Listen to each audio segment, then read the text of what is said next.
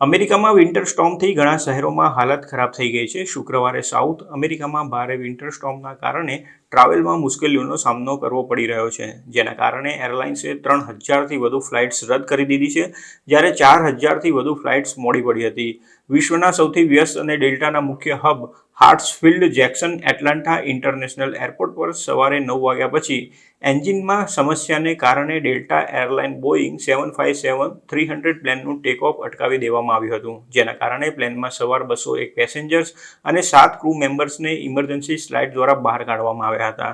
4 પેસેન્જર્સને હળવી ઈજા થઈ હતી, જેમાંથી એકને હોસ્પિટલ લઈ જવામાં આવ્યો હતો, જ્યારે 3ની ત્યાં જ સારવાર કરવામાં આવી હતી.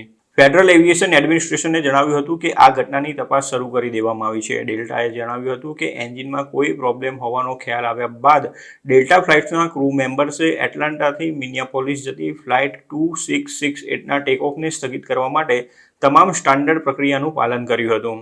એરલાઇન માટે પેસેન્જર્સની સલામતી સૌથી મોટી પ્રાથમિકતા છે.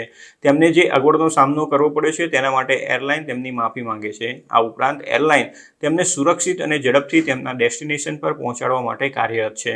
ફ્લાઇટ ટ્રેકર ફ્લાઇટ અવેરના જણાવ્યા પ્રમાણે એટલાન્ટા જતી અને આવતી 1100 જેટલી ફ્લાઇટ્સના શેડ્યુલ કેન્સલ કરી દેવામાં આવ્યા હતા, જ્યારે 400થી વધુ ફ્લાઇટ્સ ડિલે થઈ હતી.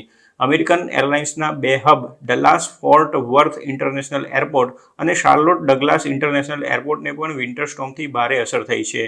આ 2 એરપોર્ટ પર આવતી જતી 1200થી વધુ ફ્લાઇટ્સ રદ કરી દેવામાં આવી હતી. ગુરુવારે ડલ્લાસ એરપોર્ટની મોટાભાગની ફ્લાઇટ્સ પણ રદ કરવામાં આવી હતી, કારણ કે વિન્ટર સ્ટોર્મના કારણે આ વિસ્તારમાં મોટા પ્રમાણમાં બરફ છવાઈ ગયો હતો. બરફના તોફાન અને ખરાબ હવામાનને કારણે ડેલ્ટા, સાઉથવેસ્ટ અમેરિકન અને અન્ય કેરિયર્સે ચેન્જ ફી અને ભાડામાં તફાવતમાં માફ કરી દીધો હતો. 10 જાન્યુઆરીએ ટેક્સાસ અને ઓક્લાહોમાના મોટાભાગના વિસ્તારોમાં ભારે બરફ પડ્યો હતો અને રસ્તાઓ પર પણ બરફ છવાઈ ગયો હતો, જેના કારણે પૂર્વ તરફ દક્ષિણ અમેરિકન રાજ્યોમાં ભારે પવન ફૂંકાયો હતો.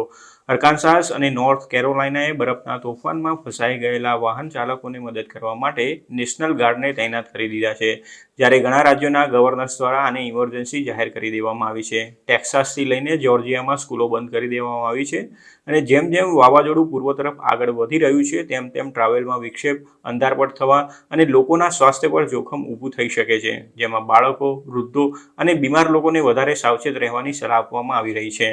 9 જાન્યુઆરી સુધીમાં ટેક્સાસ, અરકાનસાસ અને વર્જિનિયાના હજારો સ્ટુડન્ટ્સ ઘરમાં જ ફસાયેલા રહ્યા હતા, કારણ કે હવામાન ખરાબ હતું અને ભારે બરફના કારણે રસ્તાઓ જોખમી બની ગયા હતા.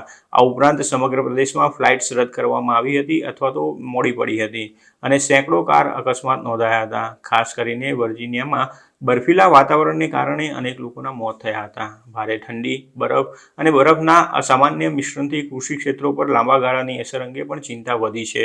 આ વિન્ટર સ્ટોર્મ મિડવેસ્ટ અને નોર્થ ઇસ્ટમાં પણ અસર કરી રહ્યું છે.